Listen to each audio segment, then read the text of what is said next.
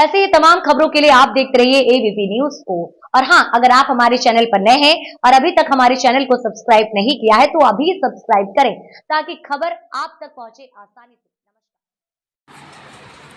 ब्रिजवासियों में खुशी और ब्रिजवासियों को गर्व है कि प्रधानमंत्री गोवर्धन रेलवे स्टेशन का उद्घाटन कर रहे हैं। इससे पहले स्टेशन की दशा बहुत खराब थी। अब गोवर्धन स्टेशन का पूर्ण विकास हुआ है। आगरा मंडल रेलवे के डीआरएम तेज प्रकाश अग्रवाल ने बताया कि भारत सरकार और रेल मंत्रालय की महत्वाकांक्षी योजना अमृत भारत स्टेशन योजना के प्रथम फेज में चयनित तथा पूर्ण विकसित स्टेशनों का लोकार्पण 22 मई 2025 को किया जाएगा। यहाँ गोवर्धन रेलवे स्टेशन को 1636 करोड़ की लागत से अमृत भारत स्टेशन योजना के तहत विकसित किया गया है। 12 मीटर चौड़ा फुटवेयर ओवरब्रिज, विस्तृत प्रतीक्षालय, सर्कुलेटिंग क्षेत्र का विस्तार तथा दिव्यांगों के लिए शौचालय, पार्किंग, टिकट, खिड़की और रैम्प्स जैसी सुविधाएं भी शामिल हैं। मथुरा से गोपाल चतुर्वेदी की रिपोर्ट।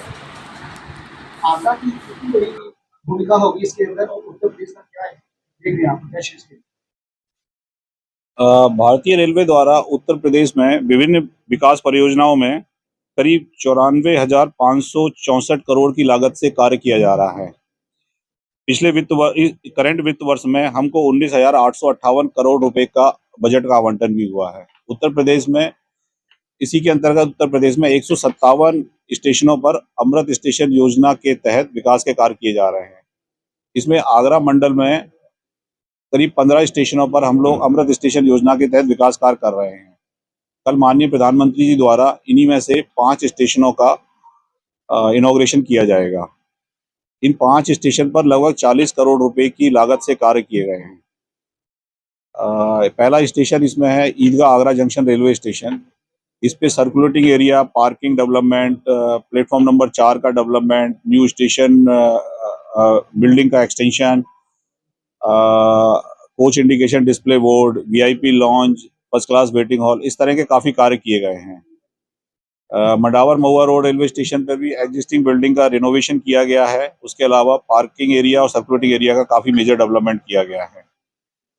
गोविंदगढ़ स्टेशन पर प्लेटफॉर्म नंबर का full length high level platform बनाया गया है। बिल्डिंग का रेनोवेशन किया गया है। पार्किंग एरिया, सर्कुलेटिंग एरिया का डेवलपमेंट किया गया है। बिल्डिंग का फसाड इम्प्रूव किया गया है। इसी तरह गोवर्धन स्टेशन पर आते हैं तो वहाँ भी पार्किंग और सर्कुलेटिंग एरिया में मेजर डेवलपमेंट किया गया है। स्टेशन का रेनोवेशन किया गया है और बिल्डिंग का एक्सटेंशन भी किया गया है। और फतेहाबाद स्टेशन पर पार्किंग और सर्कुलेटिंग एरिया के डेवलपमेंट के अलावा स्टेशन की एंट्री का इम्प्रूवमेंट किया गया है। वहाँ पर वेटिंग एरिया था उसको इम्प्रूव किया गया है। वेटिंग फर्स्ट क्लास का वेटिंग एरिया बनाया गया है और स्टेशन पर टॉयलेट्स इम्प्रूवमेंट किया गया है। सरकार आगरा पर ध्यान दे रही है। मथुरा में धार्मिक नगरी है, कितना महत्वपूर्ण मानते हैं आप देश के रेल मंत्रालय? रेल मंत्रालय आगरा और मथुरा पर काफी विशेष ध्यान दे रहा है और उसके डेवलपमेंट के लिए विशेष निवेश भी किया जा रहा है। इसी के तहत जैसा कि मैंने बताया कि 15 स्टेशनों पर अमृत स्टेशन योजना के तहत विकास कार्य किया जा रहा है और भी बहुत सारे विकास कार्य हैं जो किए जा रहे हैं।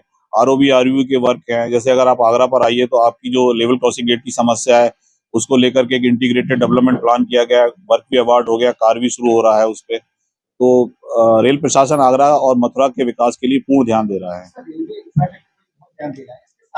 यात्री की सुरक्षा पर एक कवच ऐसी प्रणाली है जिसको लेकर जो दुर्घटना सवाल खड़े थे संसद में भी बात की है।